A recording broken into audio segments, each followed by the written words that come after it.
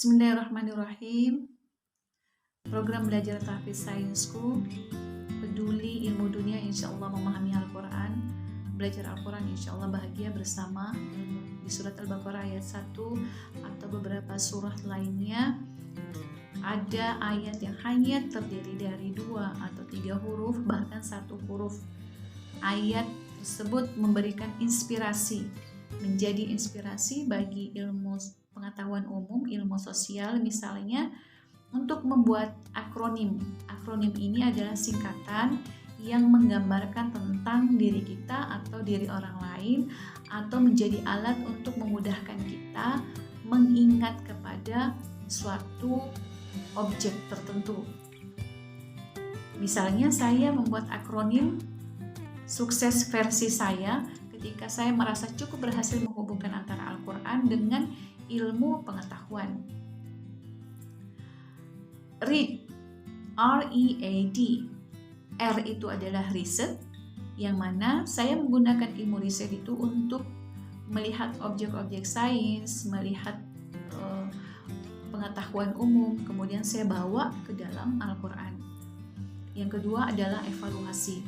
Ilmu evaluasi ini penting bagi kita untuk bisa melihat standar kualitas yang kita ukur untuk diri kita atau lingkungan kerja, lembaga, atau produk bisnis. Kita sering membuat rencana, kita sering melakukan sesuatu, tapi sedikit melakukan evaluasi. Dan yang ketiga, A, itu adalah Al-Quran.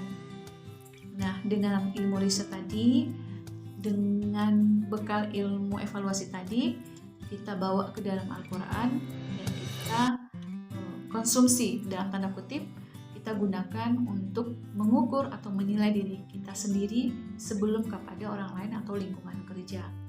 Insya Allah kita akan selalu terhubung kepada Al-Quran ketika dua objek itu kita konsisten terapkan di dalam Al-Quran. Yang terakhir adalah di atau zikir. Nah, teman-teman sudah tahu kalau zikir pasti yang paling tertinggi di dalam ilmu zikir itu adalah sholat, dan nanti selanjutnya teman-teman bisa melihat apa saja yang masuk dalam kategori zikir, kemudian terapkan.